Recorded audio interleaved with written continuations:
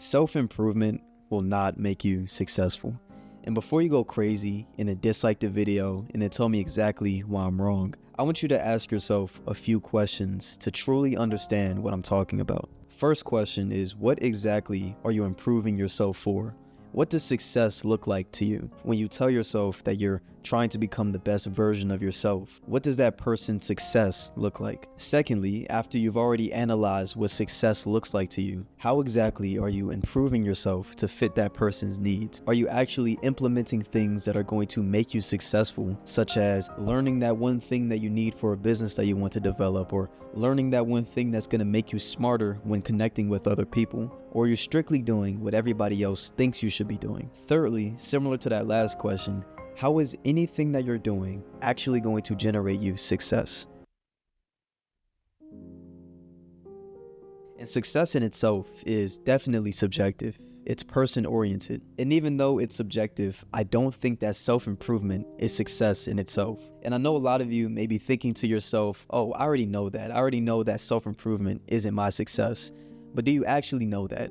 Because a lot of us are kind of just going through the motions. We don't know exactly what we want from success or what success even looks like to us. It's so rare that a person sits down and actually thinks about what their success looks like. And I'm speaking about things like mental success, spiritual success, financial success. For example, self-improvement is not going to get you closer to God. It may give you the tools to actually put yourself in a position to get closer to God, but it's not going to be the thing that generates that success. Self-improvement is not going to make you $100,000 a year. It may be something that improves your discipline. It may be something that helps you get to that point, but it's never going to be that thing that actually generates your success. And I think that a fair argument for that is that just because something isn't going to necessarily give you that success doesn't mean it's any more important or any less important. And I would agree with that if people didn't make self-improvement their entire identity. And I'm going to further elaborate on that a little bit later. But I feel like a lot of people turn self-improvement into their identity, and they forget the fact that it's supposed to just be a tool, and they turn that into their hobbies. They turn that into everything that it's not supposed to be. I feel like the best way I can put that entire argument is that the homework in itself is not going to generate you that success. The homework in itself is not going to give you 100 in the class. The homework is there to help you put yourself in a position to pass the test. And the test is actually what generates success. So in that example, the homework would be self-improvement and the test would be success or whatever thing that you want to do with your life. The homework puts you in a position to succeed, but it's not success in itself. And I don't want this to be a Debbie Downer video where I sit here and preach to you about how self-improvement is so terrible and how success isn't this, isn't that. I actually want this video, but the main intent for this video is to show you exactly what success is, to show you exactly what's going to make you successful, to show you exactly what success looks like. But I feel like a lot of us put ourselves into that self-improvement trap. And I've kind of spoken about this on my channel before, but I feel like a lot of us contain ourselves into a box or put ourselves into this trap of self-improvement where we feel like meditating or journaling or exercising is going to put ourselves in that position of success, when in reality, it's not. We feel like a lot of these things are going to make us successful, and so we turn that thing into our entire purpose. And it makes sense, honestly, because we see all these self-improvement influencers that are living the best lives possible. They're making $100,000 a month. They look great, they act great, they're charismatic, and every single one of them preach these self-improvement ideologies. So it's easy for a person to look at that and then instantly correlate success to self-improvement. And I'm speaking by experience. It wasn't until recently where I kind of shifted my mindset. But I can tell you right now that your idols did a lot more than just meditating or journaling or exercising every day. They actually had intention with what they were doing. They actually had a vision for success. They knew what success looked like. And they didn't just self-improve, but they made themselves into a person that was ready to receive that success. Like I mentioned before, I feel like self-improvement is just a tool. Self-improvement puts you in a position to be successful, but self-improvement is not necessarily success in itself. And when I said that I was speaking from experience, I genuinely mean that because I have a video right here that kind of discusses how I felt when I put myself into that self-improvement box. But in that video, I spoke a lot about how I did all of the self-improvement stuff. I journaled, I exercised, I meditated. I did everything that I feel like they told me I was supposed to do. And then I kind of got to that point where I realized I had no intention with any of what I was doing. I knew that I wanted to be successful, but I had no idea what success looks like. I had no idea what my success looks like. I think my biggest issue was that I never asked myself exactly what I wanted from self-improvement.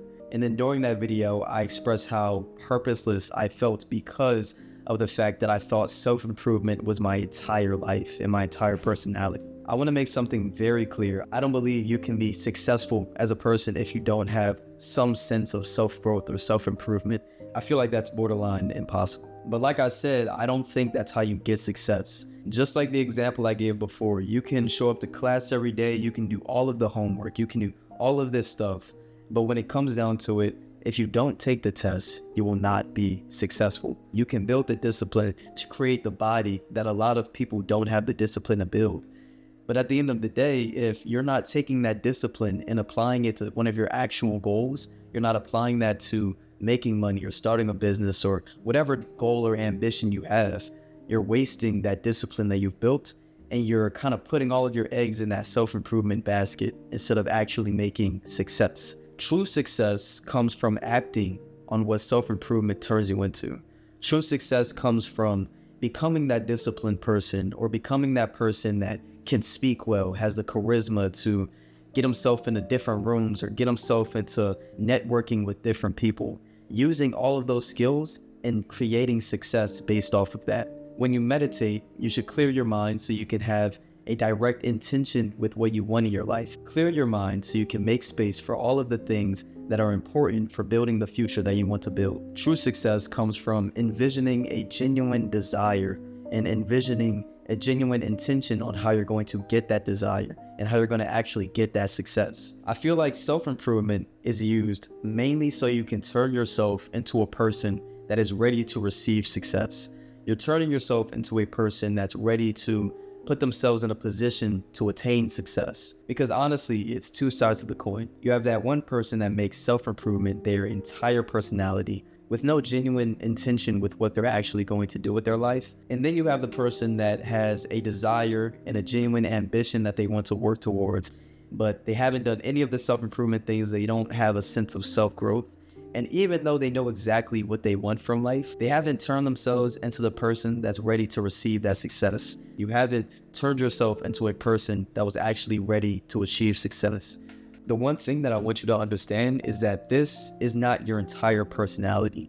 This is not your purpose. This is not what you want to do with the rest of your life. What you actually want to do are your ambitions and your goals and the things that you're using self-improvement for. But realistically, if you take one thing out of this, I just want you to ask yourself a few questions, identifying what success actually looks like for you, identifying if you're actually doing things that are going to bring you to that point of success, and if not, reevaluate and try to turn yourself into that person that's using self-improvement as less of a crutch of just finding a purpose and less of an identity and more of a tool. Thank you guys for watching this video. I appreciate it.